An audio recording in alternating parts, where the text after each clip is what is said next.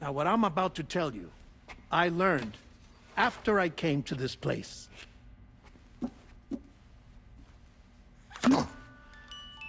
Imagine that this is the lab. Though it's relatively close to the northern tip of South America, the continent is entirely cut off from us by a tar belt. And so we have no idea what's going on down there. Nor do we know the state of any continent other than our own. The researchers here were trying to establish contact with the rest of the world. They were well equipped to do so, as the facility had once been used to launch research satellites.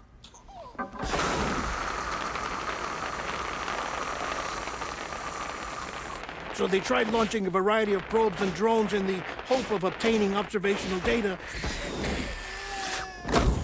with no success.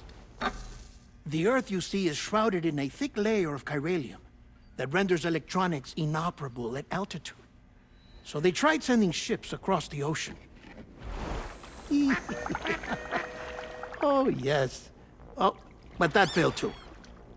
The high concentration of chiralium in open water proved too corrosive, invariably causing them to sink. But then the researchers found some rather rare birds on their doorsteps.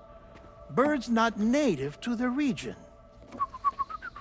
Nice birdie, nice birdie. And that, my friend, was just the beginning.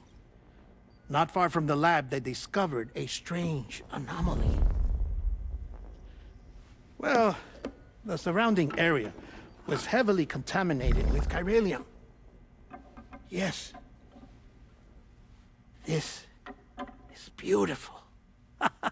The researchers would later dub the anomaly a plate gate. But further investigation revealed that it came into existence when you began to expand the chiral network across North America, and that the gate grew larger in tandem with the network itself. What started as a tiny fissure in space became so much more. The researchers duly installed cameras to study the gate and its surrounding area. Now, to their surprise, they caught footage of some unusual marsupials. Yes, a kind you wouldn't expect to normally encounter in Central America, like the birds. But to confirm their suspicions, they sent an autonomous robot through the gate. The soil samples it collected were consistent with the archived geological data from the southern hemisphere.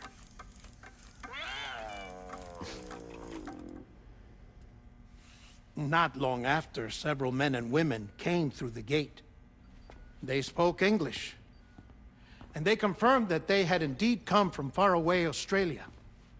We finally knew the world outside North and Central America had survived. Ours was not the last bastion of humanity, but Australia had suffered the death stranding too. Undeterred, the researchers began working closely with Bridges and conducted a series of tests, paving the way for an expedition to Australia that would lay the groundwork for chiral network expansion. After they had first installed surveillance equipment, that is, so that the gate could be monitored from the Mexican side, a necessity to this day as Australia is not yet connected to the chiral network. The UCA may not have dreams of conquest and control, but they aren't about to let just anyone use the gate. Indeed, that's one of the reasons they were so determined to connect Australia to the network in the first place. Well, I suppose that's all I have to say about the plate gate. There's something else that I need to tell you, though. Something far more important. Mind if I pause it here? I have to go take a shower. Gate quake detected. Sam, a gigantic BT just showed up outside. We're prepping weapons for you now. Access the terminal up top and take whatever you need. We're counting on you.